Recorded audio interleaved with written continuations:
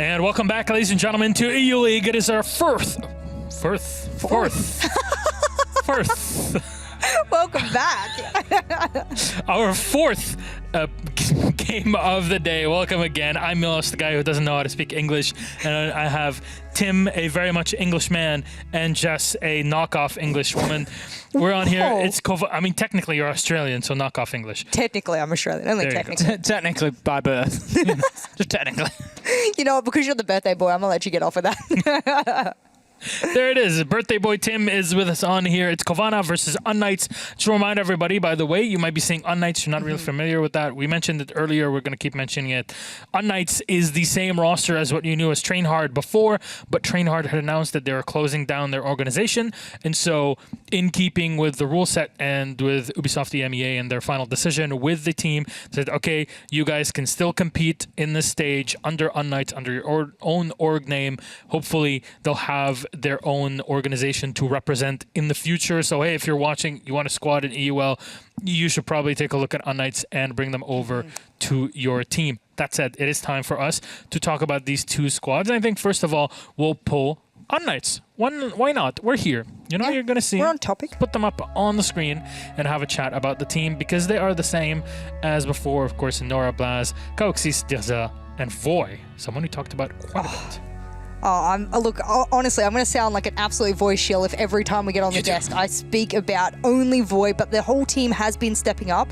They're actually a little bit lucky that Rogue is sort of, how do I say this politely, trashed their stage here in stage 2. They're replicating last year, of course, and they're putting it back again, so they aren't at the bottom of the leaderboard. They're 1 point above, and at the moment, technically, they're tied with Cowana on that second bottom place. So today is the game that will break them apart from Cowana and give them the opportunity to go up into the 8th place position or 7th, depending on how other games go.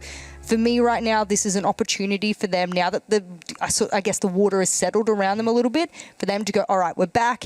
You know, mentality's here. Our emotions have calmed a little bit. Let's get back into business. This is the time for it and possibly the best opportunity for it. Yep. Cowana is on the other side and repping UK Massive, it is Tim for this one. The team, though, have not lived up to the Stage 1 expectations that they set themselves. They haven't. Stage 1 is looking like a long-distant honeymoon at the minute as they came in and did extremely well, but certainly struggling to get themselves going here. We've got big names that we know are capable of big performances, but some of them have just dropped off a little bit over the last couple of weeks. We can see there 3 losses out of 4 games, but the one thing that I will say for Cowana, and I really do want to give some glimmer of hope, is they've not lost by much in 2 of those games. The Vitality and the G2 game, both very, very close. They had a good win mixed in amongst there as well. This is a talented side that is more than capable of getting the job done. Definitely so. And you know what? We want to see that talent really translated in the game. Again, today might be their best opportunity to score points themselves against a lot of what we call a wounded Unknights in this game. We're going to go through and see which map we're going to be playing on in this series, which might actually weigh in very heavily into how the series goes. We're going to go to an all-classic Oregon for this one, as Cowana had the final ban. They'll take away Coastline, and I can already hear Des kind of breathing heavily in the background. There is, though, the caveat of Unknights starting on defense with Cowana on the attack. What do you think? Well, we know that Cowana are a good team on Oregon. We've seen them, if you remember, it was 7-0 last stage when they played then Train Hard, now Unknights. When they played this roster on this map back in stage 1, 7-0, they absolutely ran over them, did Cowana. You know, I was saying as well, there's obviously been a lot going on in the background for Unknights, and a more strategic map may favour Cowana, and I think Oregon starts to fall towards that sort of territory for me. Ooh, well, I think I've actually put Unknights in my prediction. I was wrong about BDS, and I can't be wrong about this. So, if you can see my shirt, I'm reading the news, and it says Train Hard wins because Jess's predictions are better than everyone else's. So, there you go. Don't even need to watch the game now. Take from that what you will. They literally mean nothing. It's just gibberish words. Pull back. It says, I'm not Sua. WH can remember bash a range of Crestrimp. You know what? I found another piece that said Milos is a idiot. It just cuts off at that point. Yeah, it does. What is that? What are you? I was thinking of a stream It's a seam. word. It's just a seam at that point. It cuts I'm off. Australian. A lot of the words aren't stream allowed. I have to censor myself considerably. Yeah, she just uses those when we're sitting in the office together. That said, ladies and gentlemen, it is time for us to start our game. The lobby is ready, so Jess, Ace, thank you so very much. Let's toss it then to our casters and see how Oregon goes. Our second time today, this time between Unknights and Cowana. It's Am and Hap. Take us away. Let me just start off by saying, Jess said her predictions were better than everybody else. She just had the BDS versus G2 game wrong. Take it that, what you will. We are heading into Oregon very soon. We all technically had it wrong. We all did. The only person who got it right, Medics and Easy. Medics and Easy. Yeah, because they observers. they do it together. So they're the only ones that predicted G2. True. Also, reading off a person's shirt, strangest eye test I've ever seen. I don't know if we should trust Milos as an optometrist. I was going to say he's an optometrist. He is an optometrist. You should be able to trust him on this fact. But I thought, when I first saw Jess wearing that shirt, I actually thought it was in Simlish. Like the Sim language? Yeah, isn't that actually part Dutch? It is part many languages. Yeah. I know that you're very proud of that. I'm gonna Google it now. Okay, you really don't have to. I Hey, look, will. we're back in Oregon. Unknights. If you don't know who Unknights are, that is ex-Trainhard. There was a statement released earlier. It was also read at the beginning of the stream by Milos. So, if you want, you can go find that. It was on our official Twitter. But moral of the story, the roster is allowed to keep playing throughout, as it was a very sudden departure which left the players in the lurch. So Ubisoft have very supportingly let them keep playing for now, see if they can find representation. So if you're watching this at home, anybody with, you know, who wants to get into esports and has loads of money to buy a roster, or maybe you already have an esports org, hey, let's see how this game goes. Let's see how the game goes. This is a very talented roster, up-and-coming roster. It is. And they've managed to fight themselves through CL under Easy Dream back then, of course. They've gone under many different names, and now another one has been added to the list. It's Unknights. Is going to be taking on Cowana here on their defense. Starting it off on Oregon. And let's see how they're going to be able to take control of this matchup, or if Cowana is going to be able to finally strike back, because we kind of expected a bit more from them coming into Stage 2, I dare to say, and so far it has been quite disappointing. I think, yeah, I mean, it's really tough because when we started to see Unknights open up as a team, disaster struck. And, you know, they pretty much found out, as far as I'm aware, around the time that we found out. That everybody else found out. Which isn't a lot. And to sort of be in that position mentally as a team, I can only imagine how challenging that is. Because this is their livelihood. This is their... It's not just their dream. It's not just their sort of dream career. It's their livelihood. And to then have to go and perform to your best ability in one of the toughest leagues in the world, it's not easy. And then prior to that, they've obviously made roster changes. They were on the up and up. They were able to still have some good fights on the second Playday since the news, and now we've got a little bit of growth. And we've got a team against them, Cowana, which have been struggling, a team which came up via CL as well, a team that they have some of this direct competition with. And now they might be able to bring some solidity back to themselves. Yeah, there's definitely the opportunity to bring some of that solidity back. At least they are, if you look at overall standings, around... Well, Cowana is starting to drop down a little bit, so they're also in need of these points. Let's see who's going to run away with them, though. First of all, we are getting started. Round number 1. Prep phase is over. Bottom floor hold, and we see the clash coming in. That is, of course, going to be supporting Elbow. Also has the opportunity of running around, going to the main stairs, going to freezer even if necessary. So that is basically, you can almost say, like... movable, deployable shield that zaps you and slows you down, that you can just put down wherever you need it. Yeah, you got to place it. You've got Voy on that role, and Voy was obviously the man with the 100% cost on the other Playday. He's such a sort of high-performing player recently, and he wasn't at the start, but he's the new addition to the roster. He's a player that, you know, is going to take a bit of time to warm up. The big problem between these two teams that we're sort of seeing is they're driven entirely by the success of their entry, by the success of that sort of trade statistic. You're looking towards Sloth, who hasn't had the best start in that and has been so good, and then at the same time you're looking towards Blaz, who has been getting better and better. And that's going to be the sort of fight that I think marks it, because all in all, that back line of both teams, the sort of Chaoxis and Nura on one side versus Anarchic and Kendra on the other, they haven't had the best times this season so far. They definitely haven't been. And as Cowana is quickly taking control of that top floor, they're opening up these hatches in some quick fashion.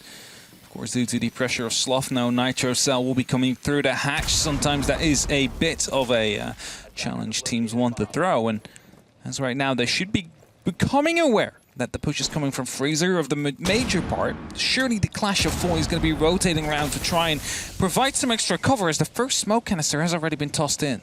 Yeah, there's the pop to buy themselves a bit of time. You've got to look at that. They've kind of got through half of the total play time that they can do on this round. They're doing the big pickup. Grizzly is going to head towards those main laundry stairs. Kendrew is making his way towards Electric Hatch and E-Box 2 to see if he can put the pressure in from there with the Maverick. They've got Sloth set up as a backline. The Clash is still high on tower stairs. He's sort of dancing between T1 and, you know, this fight where he might be able to act as a ballast, and Kendrew wants to try and dig his way through. No grenades to bounce around the back to see if he can put some pressure on the back line. It's all going to come down to the pressure that can be applied here. The first grenade and the second quickly finds its way through. They brought 6 and they've already used all of them, and only Blaz has really suffered, but he doesn't suffer long. Goes up for a second time here, tries to get these kills as 2 members of Cowana have fallen in the meantime. Blaz will be traded upon, and as Nora is trying to take control of the Freezer, it's only up to Cowana now.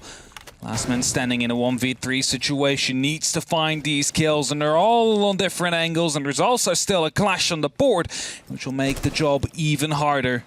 His position is known. Make some punch holes. The Clash is just holding steadily, not trying to move too much. None of them are giving any ground to Gorgona. They know exactly where he is. They're just going to let the time run out, and as the diffuser has been recovered, the plant will be initiated. The Knights seem to be unaware. The Nitro Cell will not get the kill, and Void will be trying to get the slow down. They managed to get it. Durza gets the kill with the shotgun.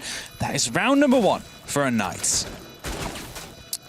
Well, there it is. There's an opener, and there's a pretty solid hold. As we saw, the utility that got thrown forward, there's my words, that got thrown forward was those 6 frag grenades. And sure, Blaz was injured, and sure they were able to force people into more uncomfortable situations, but not being able to capitalize upon them on a resource that was so big for the holds that were being put forward. When you're up against this Clash as well, which, you know, is a tragedy that you learn slightly later on in the round, it's unfortunate. It's a split that it seems like they're going to continue with here. Sledge Mav and Iona still all on the board. They want to be hyper-aggressive, and I think they need to try and build a little bit more success from that. They had that weird mix of not enough time and too much time. I think they got a bit further forward with not enough bloodshed as much as they realized. Yeah. Definitely so, and the Clash was coming in at that very final moment as Nure managed to retake the Freezer, managed to pick up 2 kills, I believe, in there, maybe even 3. And after that, you know it's 1v3. You know exactly where he is. You're just gonna hold your angles. You're not pushing. You just sit there and wait until the Clash tells you to go for that peek, and as soon as Void does, you collect the kill, you collect the round, and you move on. Because you are on Oregon and you are on defense, you need at least 4 to have a decent health. If you need to pick up 5 or more than that, then you can consider yourself lucky. And this is a very interesting hold, you can say. The opening has been made inside a Master.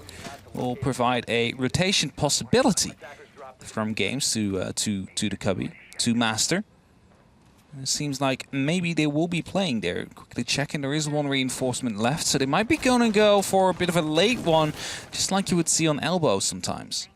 Well, Daz might be trying to find the fight here against Sloth. He's looking for a way in immediate. Might not know that somebody is just on the swing there. Drops the whole window, but Nora's not going to play that game as of yet. Opened up with a great 3K. Now they're well aware of the positioning of both of them. Spray through. There's Sloth getting 1. There's the spray towards the second. They held themselves a little bit further back, but have got that opening blood. Gorgona caught Chaoxis, who was trying to rotate around the back. That man was entirely surrounded. Durza goes down next, and Sloth just scampers out of danger. But they now know that there's only 1 above. They know that Voy is isolated around on the backside. He's got a long range to take. They now know where Blaz is as well. And Cowana have a lot of momentum here, which they're using to spiral and just throw themselves up white. Blaz gets 1 on trophy, pulls back, but if I'm going to say that the pace before was a little bit malaligned, this time it was pitch perfect. It's definitely so. Blaz knows 1 is still on that window. Grenades are being tossed in, and thanks to this rotation, he's allowed to move quite freely. Now the plan's going down. Void below has in Nitro available. Will not be tossing that in. Instead, will be going to go for a little bit of a retake. Managed to grab one and gets himself safely behind the bunk beds. Needs to find 3 kills now in the defuse. It is a tall ask for him to accomplish and will not even get close. Gorgona gets that final kill, and it was a very quick, a very swift round here for Cowana, who managed to, well, shut down 3 of these roamers within, well, 40 seconds. And it's not really something you'd like to suffer as Unknights. Really liked the setup they had into Master Bedroom, the rotation. You saw what it could offer when Blast was making use of it.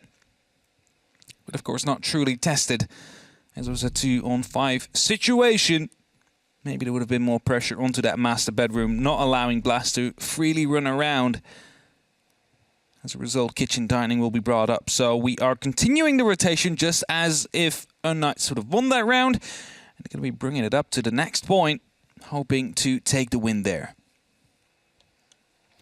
Yeah, I guess it's always keep the game moving, is that mentality, sort of swing yourself around on all of these sites. But I think the thing about the Oregon third site is sometimes it can be a little bit of a big drop-off from the power and the strength that teams have on their first 2 picks, on Laundry and on Dawns. And you know, it's fair to say that the unraveling there by Cowana was very quick. They sort of read where the bodies were. They got themselves into crossfire positions. As we saw, Gorgona was able to pick up Chaoxus pretty easily because he was already on the window at the bottom of the white stairs before Sloth drove his way through and before they had Grizzly that was also on the door as well. But, I mean, it's always down to them. If Unknights, you know, it's that question of, are they going to see if they can keep the rotation, keep the sites hot, or are they thinking, okay, well, the changes we might need to make there, we probably need a little bit more confidence to throw them into the wind? Definitely so. Looks like we are going to see a bit of a setup in the small tower. Blast probably the one that stays there. A bit of a power position. I know a lot of people called Nure Shaiko 2.0. A lot of people also said Blast might be their next prodigy, that gunner that could be coming up from Challenger League and make his way all the way through. And he's being put in one of these power positions now at the top of the small tower, trying to waste as much time as possible and probably will die doing so, but might be able to get away with 1 or 2 kills.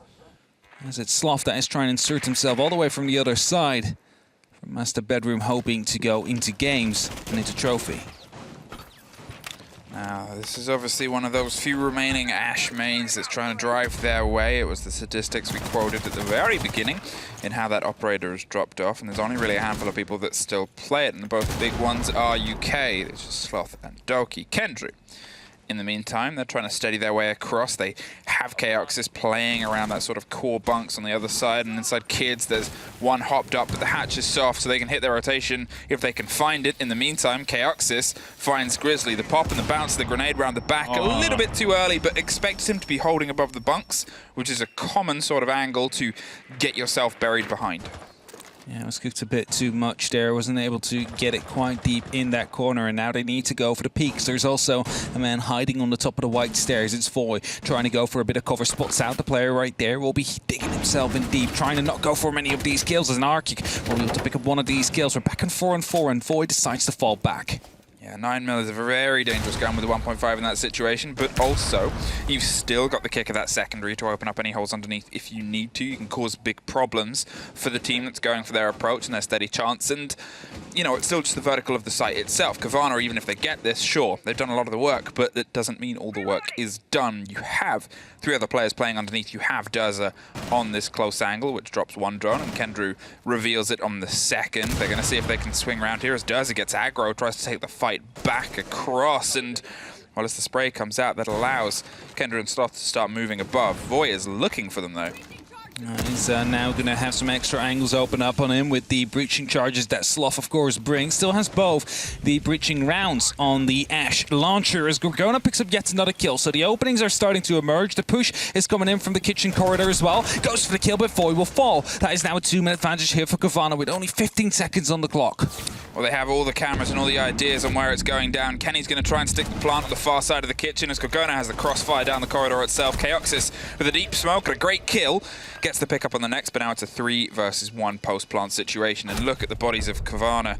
They all peeled away, including one to the top floor, but they didn't quite need it as they find their second in a row. As soon as that 45-second clock was starting to tick down, you saw them all spread out into different parts of the map. Everybody holds a different angle, a different entry point towards that side, whilst, of course, the verticality would be watched by the player quickly trying to move himself back towards the attic to head into the kid's bedroom. Either way, there's Cowana that is currently leading 2-1. Unknights, they started off with a good defensive round, using that clash to their advantage on the bottom floor. And while they will be returning to the bottom floor, as I am speaking, Durza is thinking about swapping. Stick to the smoke, however.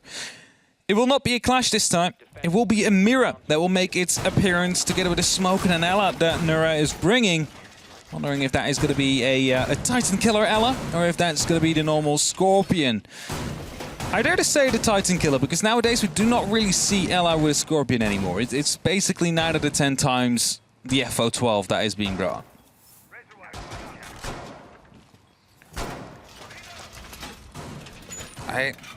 How long do we keep calling it the Titan Killer? I don't know. Until Demo I was like, decides that's been enough. How do I phrase this? Because Demo will hear this at some point. Demo yes, he will. And, you know, to be fair, he called it the Titan Killer when nobody really sung too much about its praises. Then it got used a lot. Then it got nerfed. But it's still being used. I like demoisms. It is the FO12. It is the FO12. Heck of a kick. Yeah, demoisms. And this is one of them, the Titan Killer. As Demo said, it has all the Infinity Stones locked in it.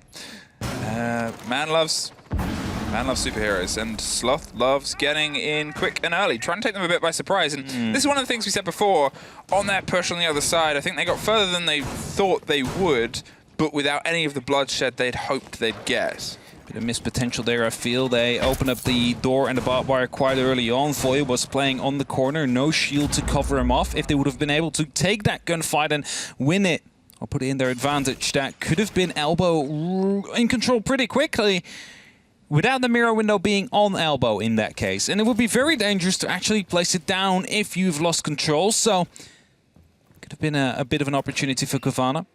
Unfortunately, they weren't able to take it, and now we'll have to deal with the fact that the mirror window will be placed inside of Elbow. Of course, next set of preparations will start. Next sets of barbed wire will be destroyed to allow Sloth free movement throughout the back stairs. Hoping to find a player that is inside of the B-bomb side or playing around Pillar, of course, to create an opening, to create a gap that Cowana might be able to use once they're executed, once their final push begins.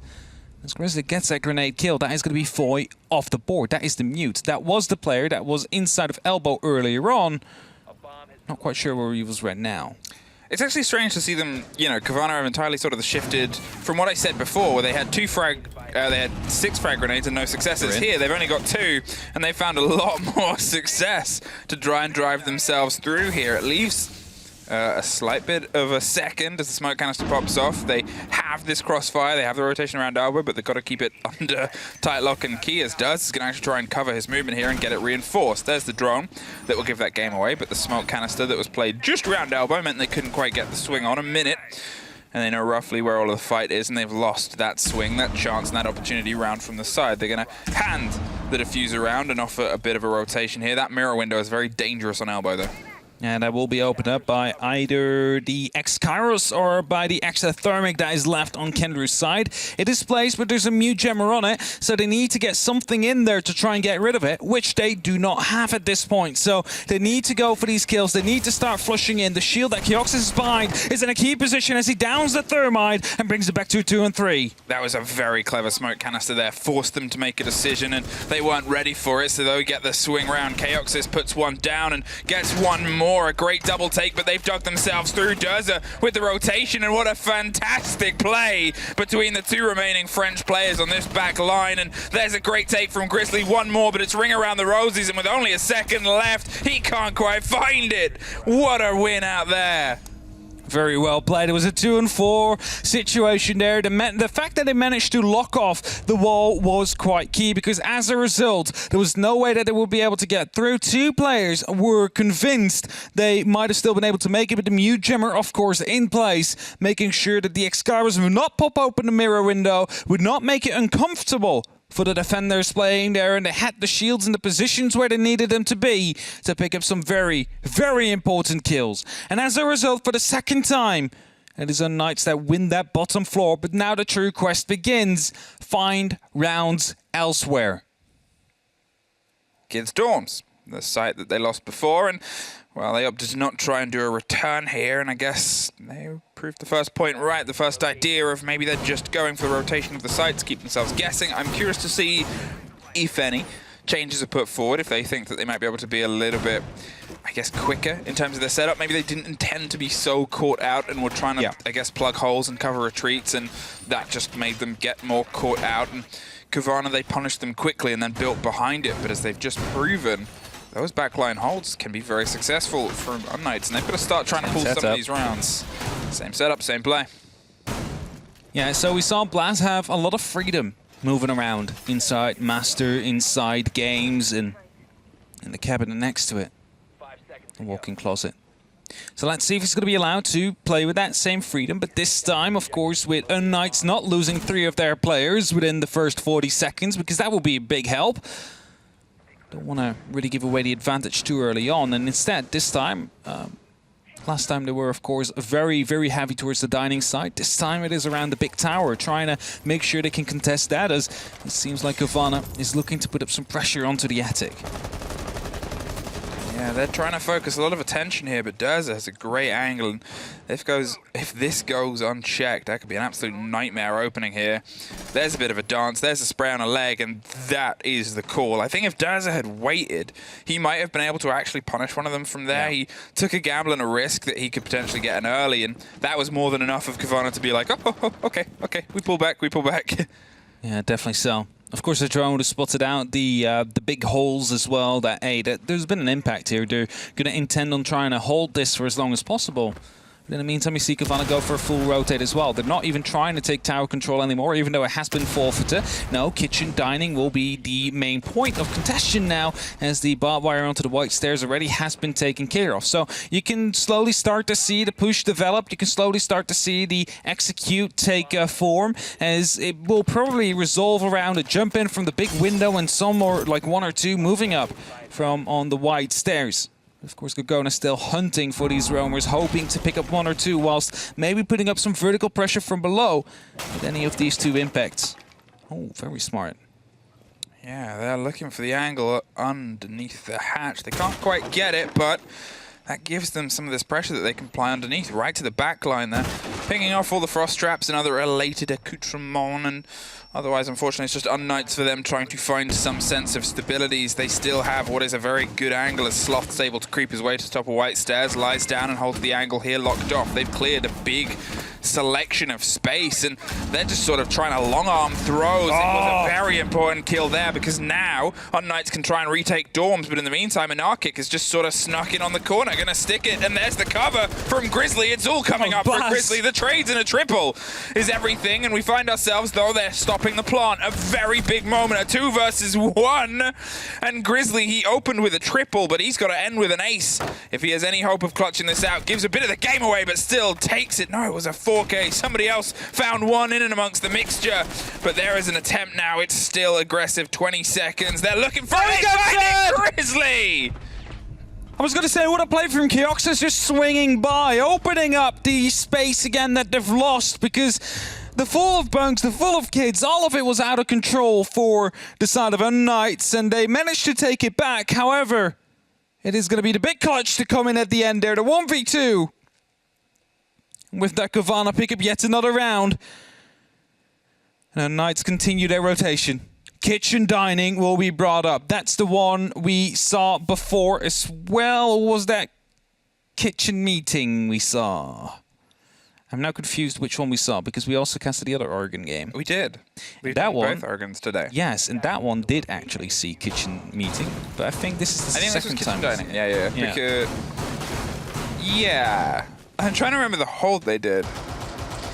Same. Yes, it was, because we had a small tower hold from Blaz, which he tried to play in. And they sort of ignored it, and then just ignored it and big went tower. Yeah, I remember. Everything's coming flooding Everything is coming back slowly and steadily.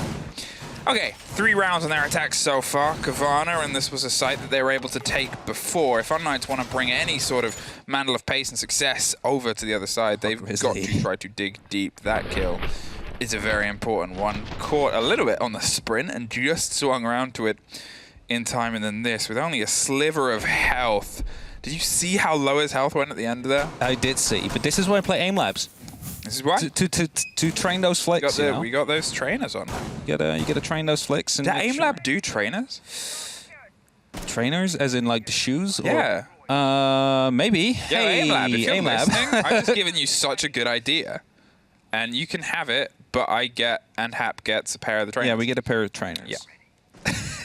See, I'm making links for us. Okay, 3-2.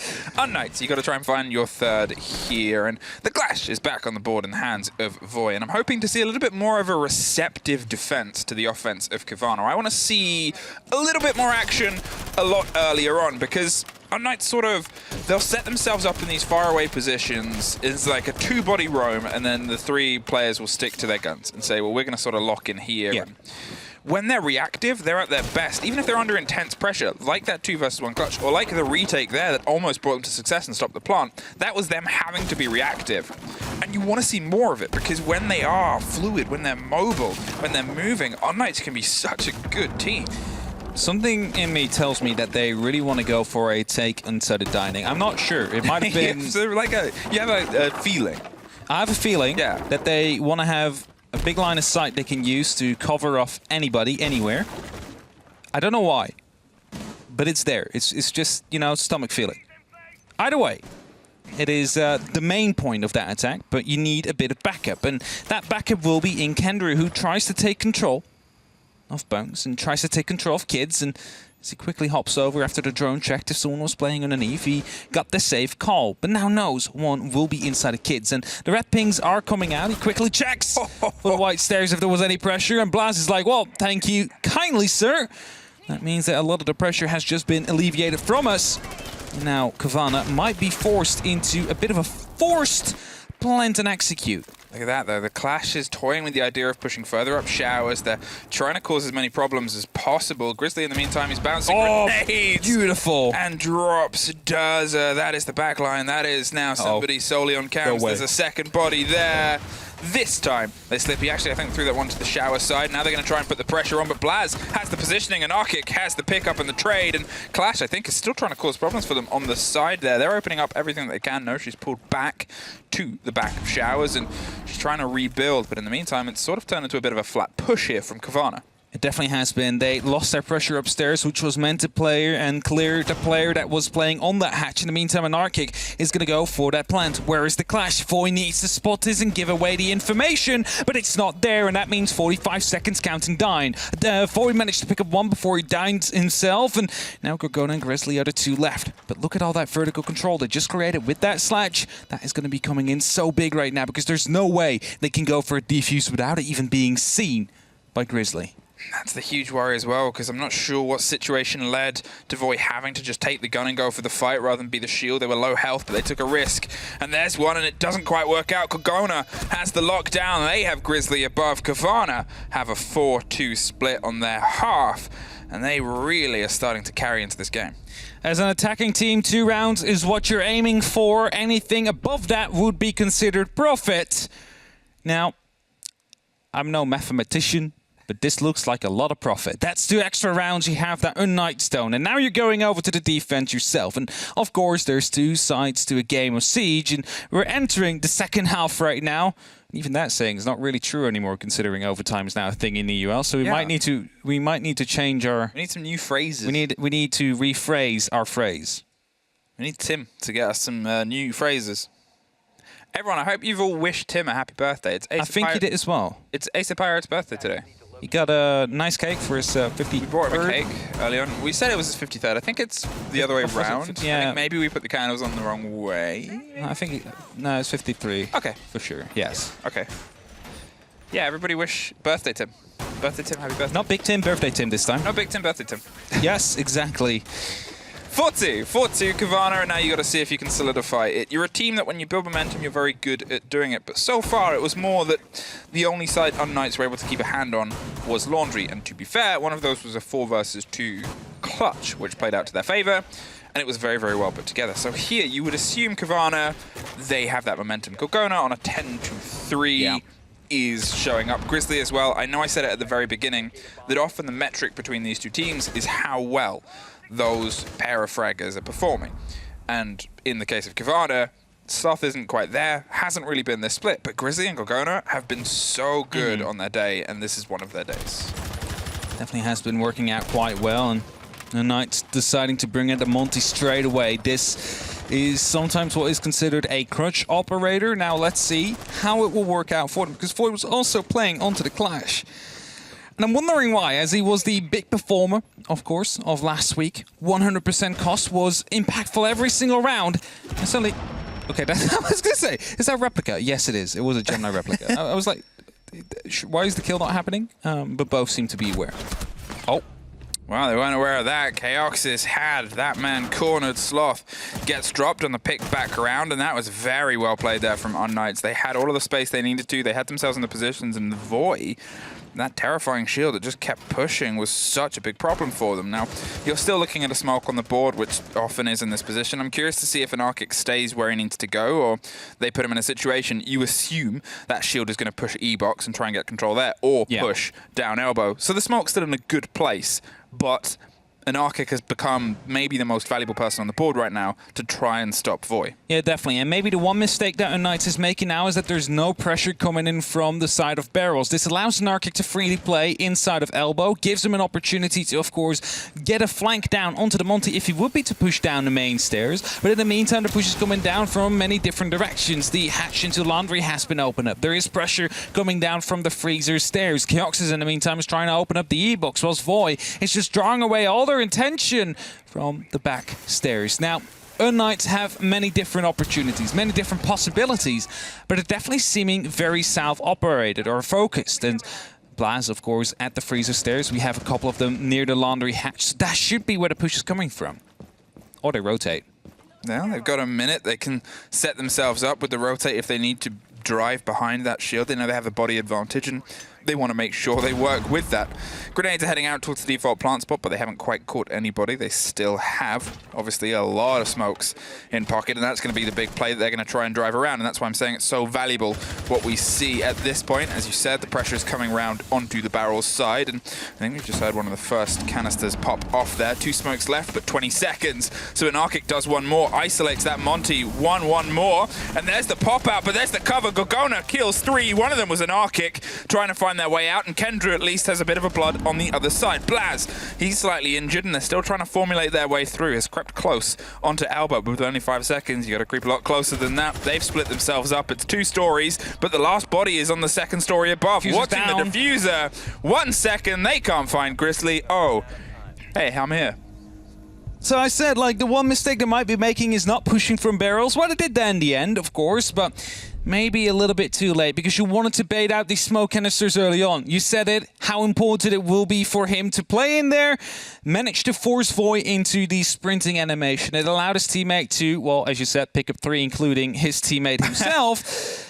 But with that, Cowana managed to win another round. And yet again, the Monty will be brought. Of course, there's the opportunity for a 6-pick, as we might see happen right now.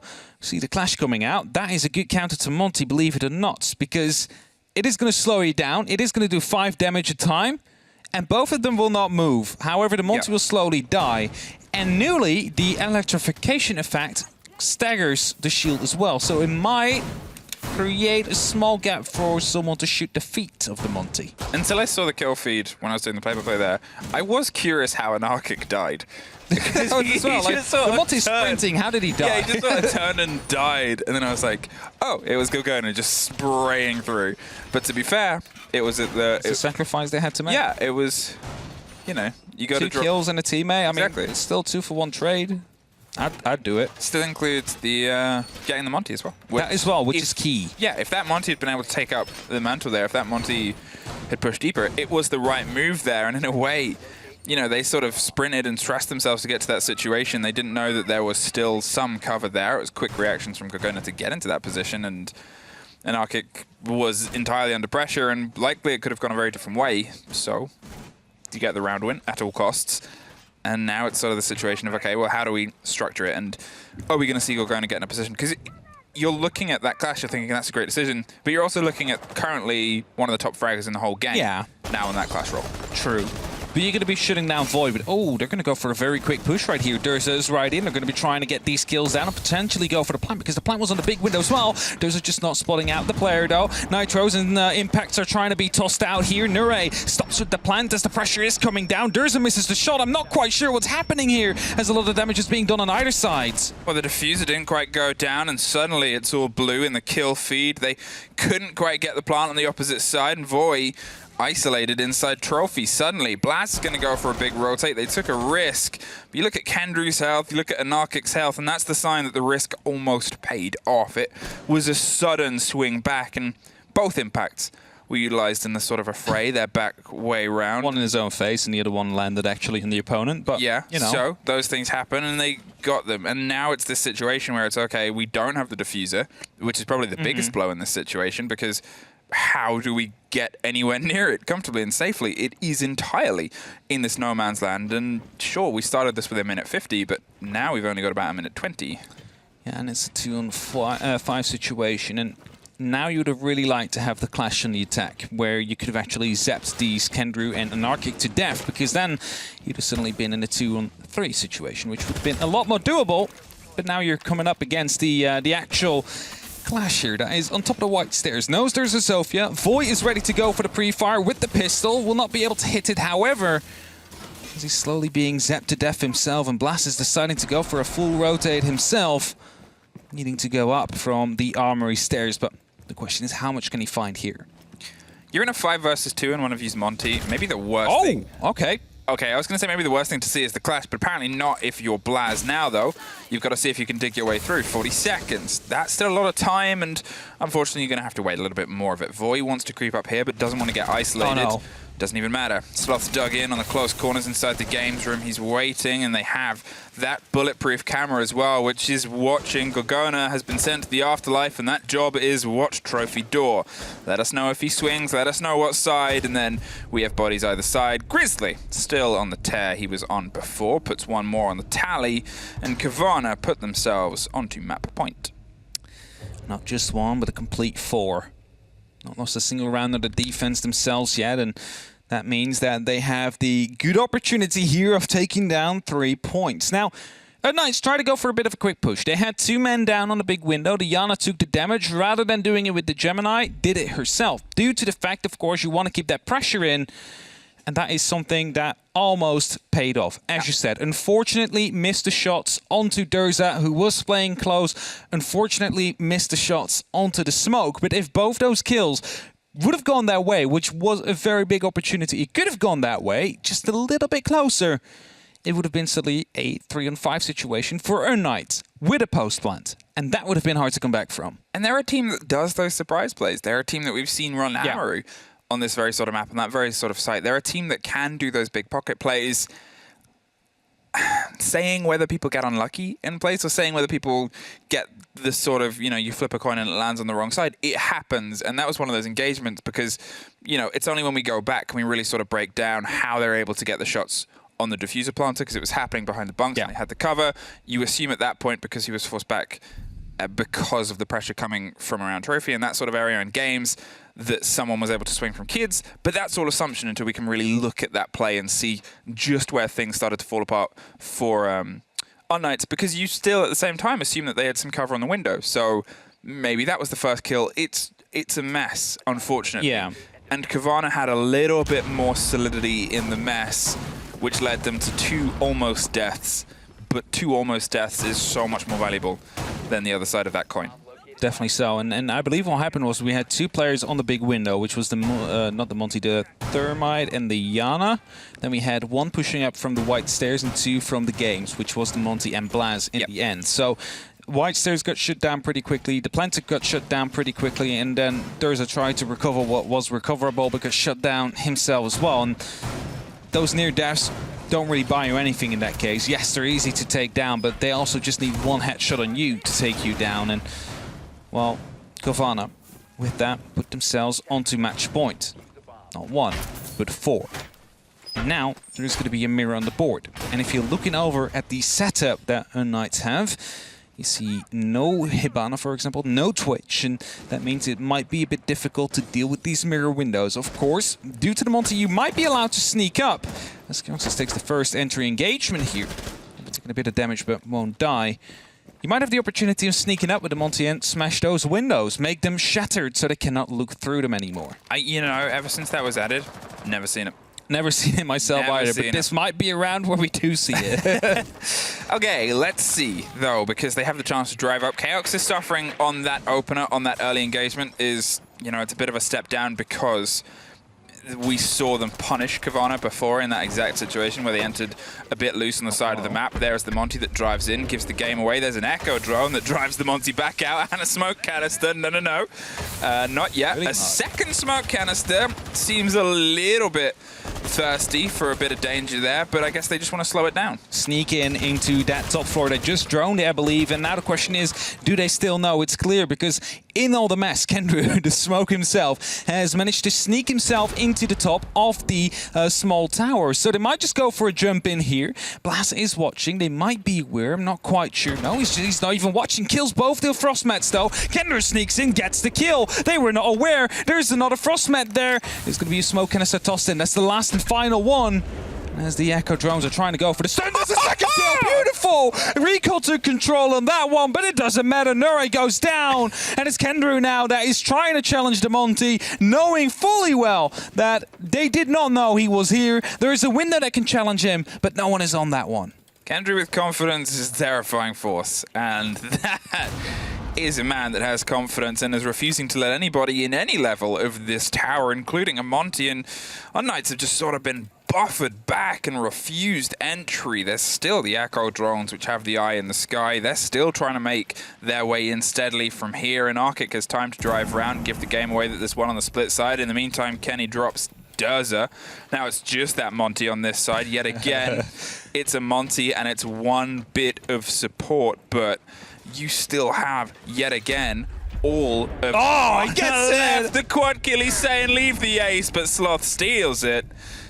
And that is a relieved Cowana, and that is... It definitely is. A well-earned Oregon. What a last round that was as well. Just the plays were all coming down. The Monty, of course, trying to shield his teammates, but Kenny able to take them down one by one and getting the knife kill in the end right there. Cowana with a very, very convincing win here over Unknights, who, well, started off strong on the bottom floor, which they won twice, but struggled to find anything anywhere else. Yeah, one site, unfortunately, does not a map make. And that is the lesson that Unknights have learnt. It wasn't the best sort of place to go up against Cowana, a team that is so consistently good. Yeah. It was a bit of an exploration. But to be fair, Unknights on their day, they are very good there as well. Unfortunately today, it wasn't their day. Unfortunately, it was not indeed. 3 points go to Cowana. With that, they might climb out of that bottom part of the table and will keep themselves competitive for that top 4. But let's toss it over to the analysts to let it break down. Thank you so very much, my friends. There it is.